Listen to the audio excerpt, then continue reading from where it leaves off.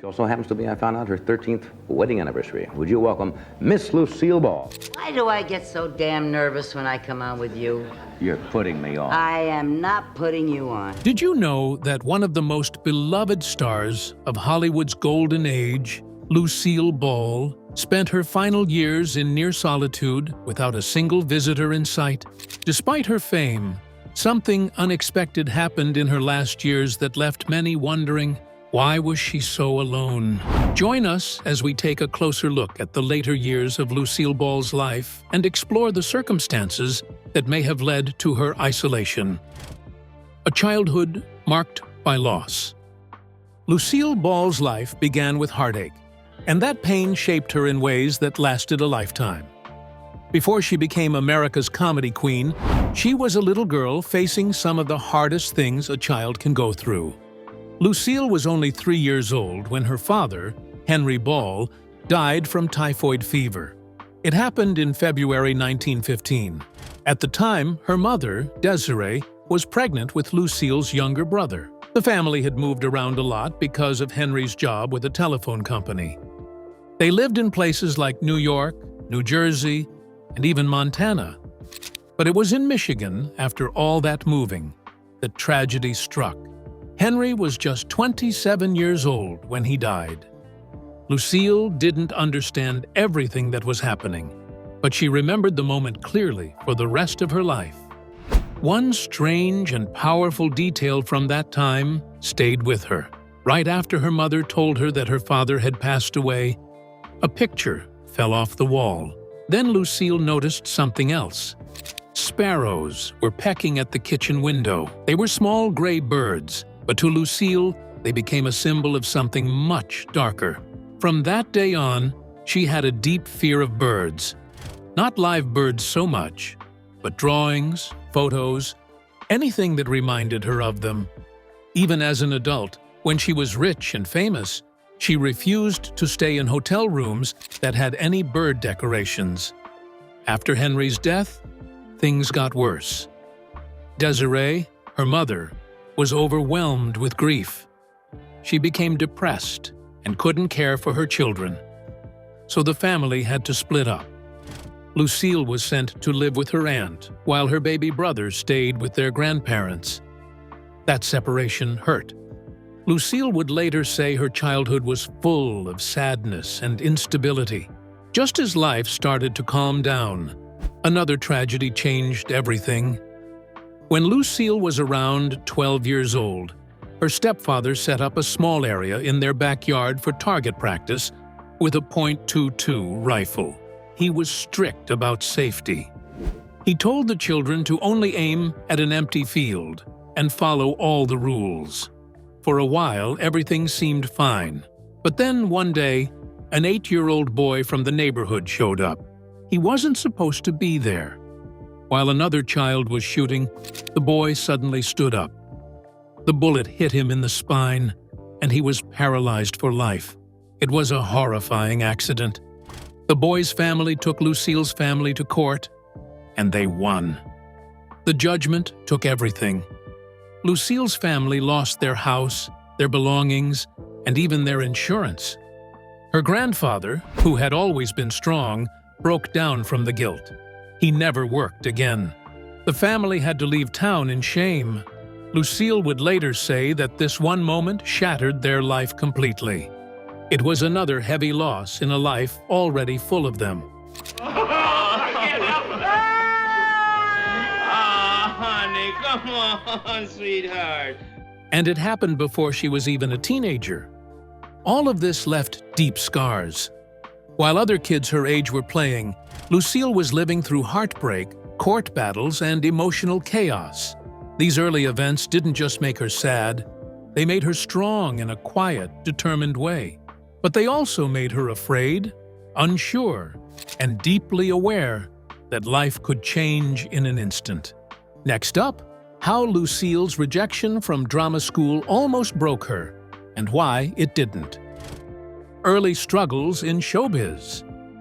Lucille Ball may have become one of the most beloved entertainers in history, but her early path was anything but easy. Before the lights and cameras, she faced rejection, illness, and heartbreak. And somehow, through all of it, she kept going. Her early years in show business were full of disappointment, but they also showed just how determined she was to prove everyone wrong.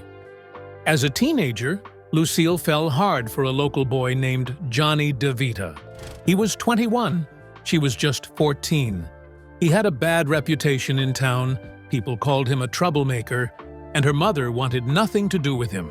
Desiree, Lucille's mother, was already carrying the weight of past tragedies. She wasn't about to watch her daughter throw her future away on a man she didn't trust. So, in a bold move, she scraped together what little money she had and sent Lucille to drama school in New York City. Her hope was that getting Lucille far away from Johnny would break the spell and push her towards something better. But things didn't go the way her mother had planned. Lucille was excited at first. She thought this was her big chance to become an actress. She ended up at the John Murray Anderson School for the Dramatic Arts, a well-known program that trained serious performers. In that same class was Bette Davis, who went on to become a huge star. While Bette thrived, Lucille struggled. She didn't get good feedback from her teachers. In fact, they told her she didn't have what it took to be an actress. One version of the story says the school even refunded her mother's tuition and sent Lucille home, saying she had no talent. It was a crushing blow. Years later, Lucille said that all she really learned at that school was how to be scared. But instead of giving up, she used the rejection as fuel. It lit a fire in her. She knew what she wanted, and no amount of criticism was going to stop her.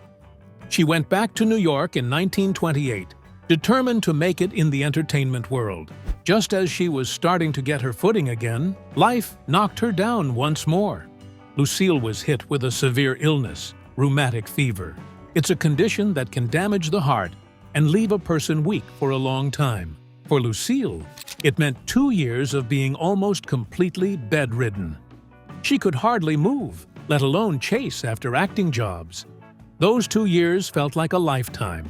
She was stuck watching time pass her by while other young actresses were building their careers. One of her first big breaks after recovering was in the world of fashion. She got a job as a model for Hattie Carnegie, a major name in the New York fashion world. Hattie saw something in Lucille, a presence, a look, a spark. But she also saw that Lucille needed to be polished. One of the first things she asked Lucille to do was bleach her dark brown hair blonde. Lucille didn't hesitate. She wanted this chance, and she would do whatever it took. Modeling under Carnegie taught Lucille something important. It wasn't just about clothes and poses, it was about grace, poise, and learning how to carry yourself with confidence. She learned how to move, how to hold an audience's attention without even speaking. These were skills she would carry with her for the rest of her life. The stage might have rejected her, but the modeling world helped her find a new kind of performance. It was a different path, but it got her closer to where she wanted to go. After modeling, she began to take small acting jobs wherever she could find them. They weren't glamorous. She took background parts, small roles in slapstick comedies, and sometimes played characters that didn't even have names. But each role gave her experience. She watched, she learned, and she kept going. The road was long and the breaks were small, but she never gave up. Love and Turmoil with Desi Arnaz. Everything in her life changed in 1940 when she met a young Cuban bandleader named Desi Arnaz. Their meeting wasn't just the start of a famous love story. It would lead to a major turning point in television history. It would also bring joy, heartbreak, betrayal. Looks like you made it with your own 2 feet. If it weren't so true, I'd get mad at that. And one of the most complicated relationships in Hollywood. Lucille and Desi met on the set of a movie called Too Many Girls. She was already a well-known actress, and he was a rising star in the music world. The moment they saw each other, there was instant chemistry. Desi was charming, confident, and full of energy. He asked Lucille if she could Roomba. When she said no, he offered to teach her if she agreed to go out with him that night. Lucille agreed, and from that moment on, they were hooked. Things moved fast between them. Just 6 months after meeting, they eloped. It was a surprise to almost everyone, including their closest friends. Some didn't think it would last. Even Lucille once joked that she gave the marriage 6 weeks. But they were deeply in love, and despite the warnings, they took the leap. However, their relationship faced challenges from the beginning. In the 1940s, interracial relationships were not widely accepted, especially not in Hollywood. Lucille was a white American actress. Desi was a Cuban immigrant with a thick accent and a background in music, not acting. When Lucille tried to bring her successful radio show, My Favorite Husband, to television, she insisted that Desi play her husband on the show. CBS didn't like the idea. They said American viewers wouldn't believe she was married to a man like Desi. At that time, many U.S. states still had laws against interracial marriage, and TV executives didn't want to take the risk. Backgammon. Badminton's the one with the bird in the air, and My backgammon. bird's been in the air for years. Lucille refused to back down. To prove they could work as a team, she and Desi created a live stage show. They toured the country, performing comedy skits and musical numbers. Audiences loved them. Their real-life chemistry was undeniable, and finally CBS gave in.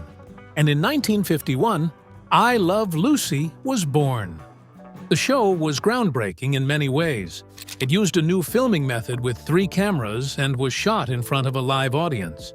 It was one of the first shows to be filmed on high-quality 35mm film, which made reruns possible. Lucille and Desi also took a pay cut in exchange for ownership of the episodes. This decision made them pioneers in TV syndication and changed how the business worked. I Love Lucy quickly became one of the most watched shows in the country. The couple's on-screen love made millions of people laugh each week.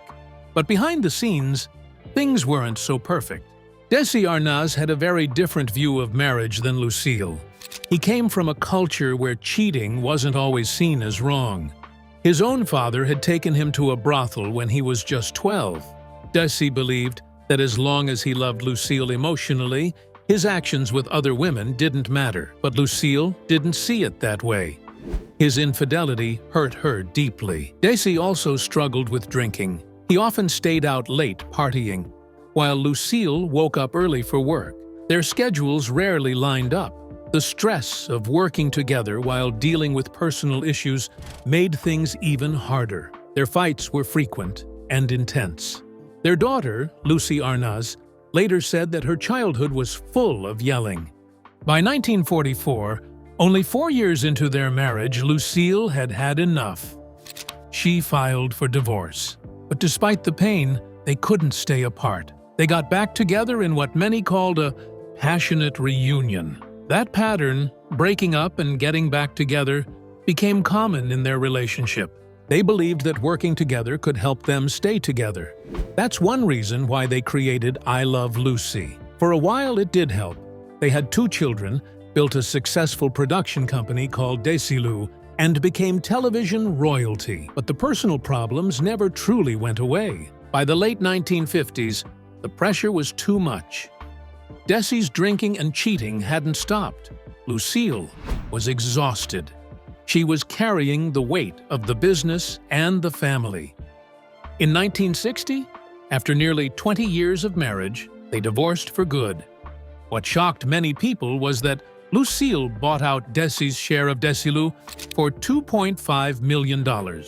She became the first woman to run a major Hollywood studio.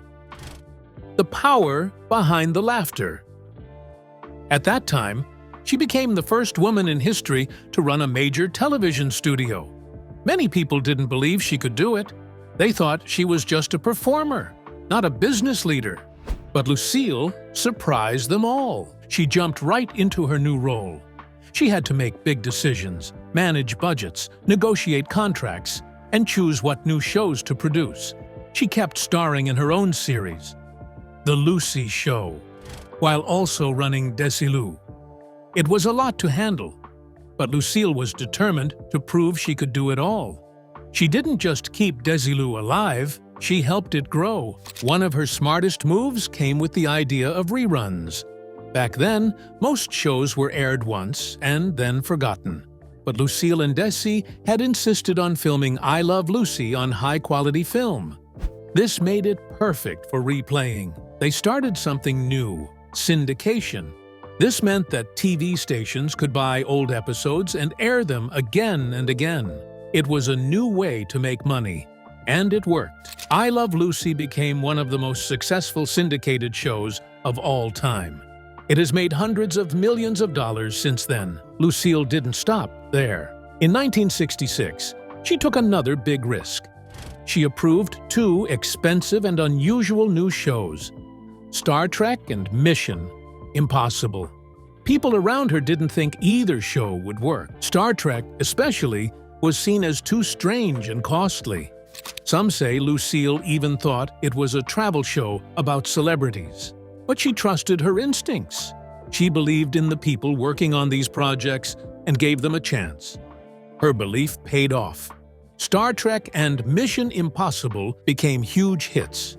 Star Trek went on to become a massive franchise with movies, spin-offs, and fans all over the world. Mission Impossible also turned into a major success and is still popular today, with blockbuster films being made decades later. Without Lucille's support, these shows might never have seen the light of day. Lucille Ball also faced serious public pressure in 1953 during a dangerous time in American politics. That year, a gossip columnist hinted that a famous red-headed actress might have ties to communism. At the time, being accused of communism could ruin a person's career. People were losing their jobs and getting blacklisted just for being suspected of having those beliefs. The actress in question was Lucille Ball. Years earlier, in 1936, she had registered to vote as a member of the Communist Party, but she didn't do it because she believed in it.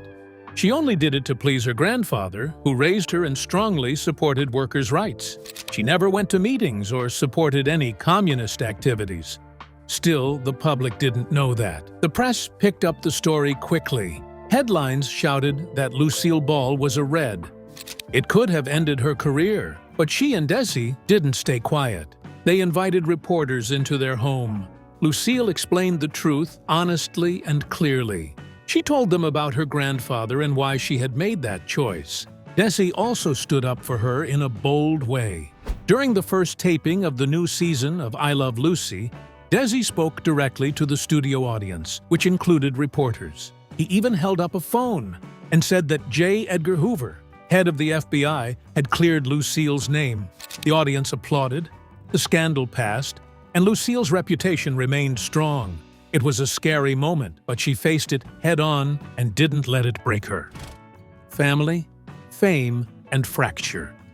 Lucille Ball may have been one of the most loved stars on television, but behind the scenes, her personal life was filled with problems that fame couldn't fix.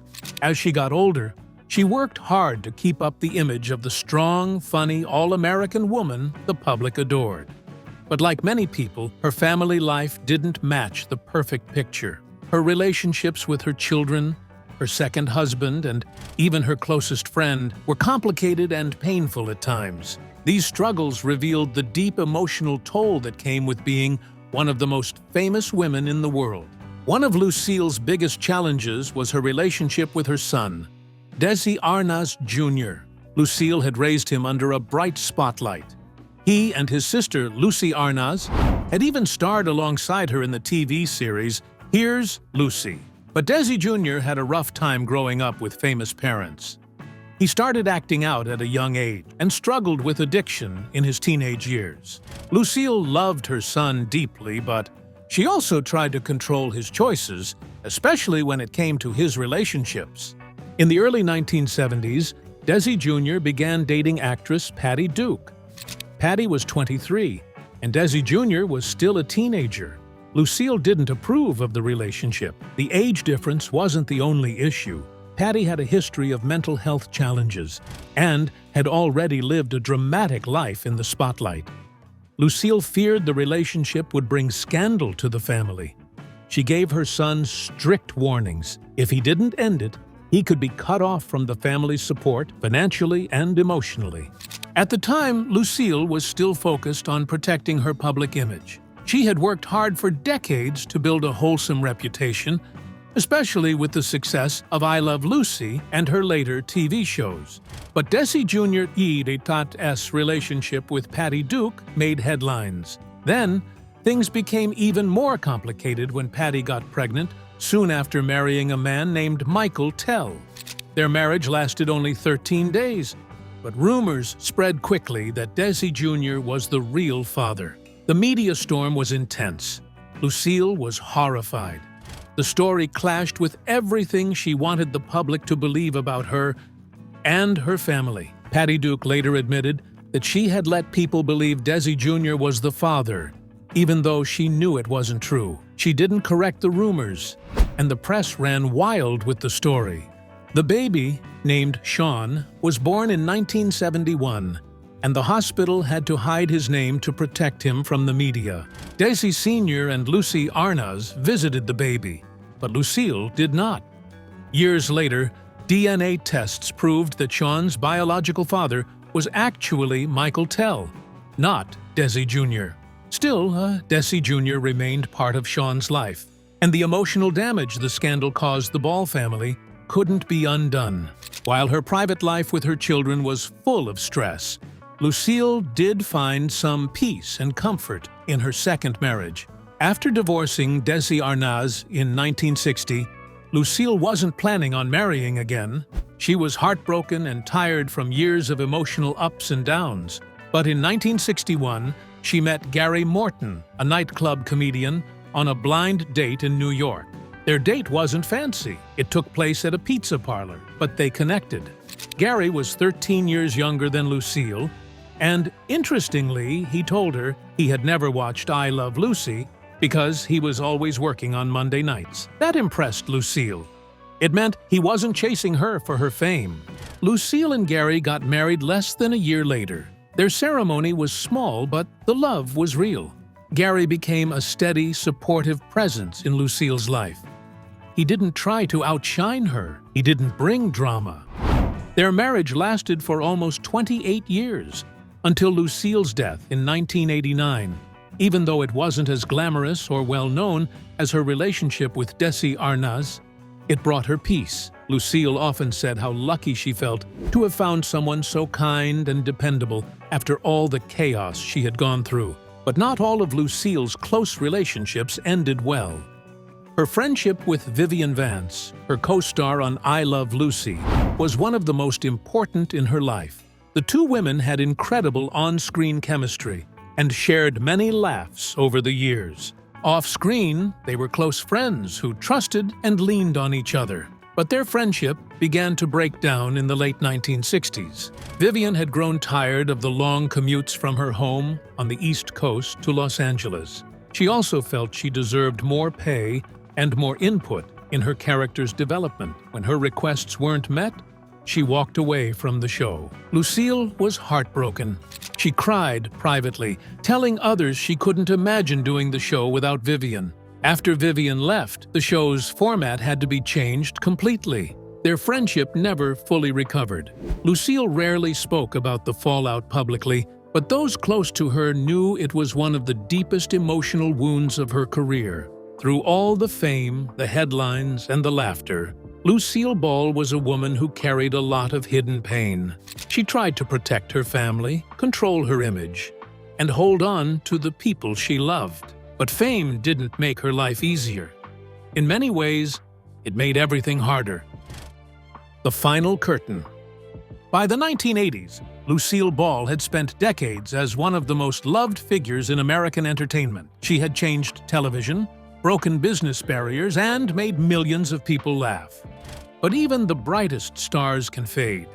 And in her final years, Lucille faced new challenges. ones that no amount of fame or talent could protect her from. Her last chapter was marked by disappointment, loneliness, and a slow withdrawal from the public eye. It was a quiet and painful end for a woman who had once lit up every room she walked into. In 1986, Lucille made one last attempt to return to television with a new sitcom called Life with Lucie. She was 75 years old at the time, and she hadn't appeared in a major TV role in several years. The show was created to remind viewers of the classic comedy style that had made I Love Lucie a household name. It was familiar, light-hearted, and centered around Lucille's physical humor. But the world had changed, and so had television. The show received poor reviews and struggled in the ratings. After just 8 episodes, it was canceled. It was the first time in Lucille's long career that one of her shows had been pulled off the air mid-season. The cancellation hit Lucille hard. She had taken a risk by returning to television at an older age, and the rejection felt deeply personal. It wasn't just a professional failure, it was a reminder that times had changed, and the audience had moved on. After Life with Lucie, Lucille stopped making regular public appearances. She became more private, more withdrawn. Friends and family said she was never quite the same after that. Her health also began to decline. Years of smoking had taken a toll on her body, and she began experiencing serious heart problems. She also dealt with arthritis and other physical pains that made it harder for her to move around. Although she still received fan mail from people who loved her, Lucille didn't feel like the star she once was. She rarely left her home except for medical visits and avoided being seen in public whenever possible. Emotionally, she was lonely. Her children were grown and busy with their own lives. Her husband, Gary Morton, stayed by her side, but even he couldn't fill the space left by lost friendships and fading fame. Many of her old Hollywood friends had passed away, and others simply drifted out of touch. The woman who once made millions of people laugh now spent most days in silence. One of the few bright spots in her final years came through a renewed connection with her first husband, Desi Arnaz. Though their marriage had ended decades earlier, their bond never truly disappeared. In 1986, Desi was diagnosed with cancer. Lucille visited him often, and their moments together were filled with tenderness and care. Their daughter Lucie later shared that despite all their past pain, Lucille and Desi still loved each other deeply. On November 30th, 1986, which would have been their 46th wedding anniversary, Lucille called Desi. He was too weak to speak, so she held the phone to his ear and repeated the same words over and over. "I love you." Desi nodded, then found enough strength to whisper back, "I love you too, honey." He followed it with one final sentence, "Good luck with your show." Just 2 days later, Desi passed away. Lucille had been there for him at the end, offering comfort and love when it mattered most. 3 years later, in April 1989, Lucille faced her own final battle. She was rushed to Cedars-Sinai Medical Center in Los Angeles with chest pain. Doctors discovered that she had suffered a tear in the main artery of her heart, a serious condition that required immediate surgery. The operation was long and risky, but she made it through. For a short while, it looked like she might recover.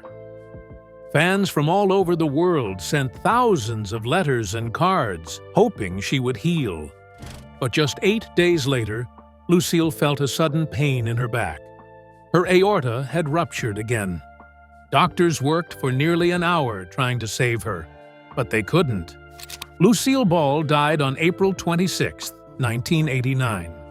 She was 77 years old. In her final moments, Lucille didn't have the crowds, the laughter, or the bright lights that had once surrounded her.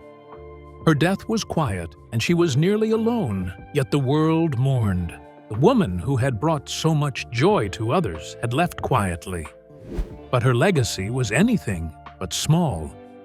If you enjoyed this video, Make sure to give this video a thumbs up, subscribe for more untold stories of Hollywood legends, and hit the bell so you never miss a new upload.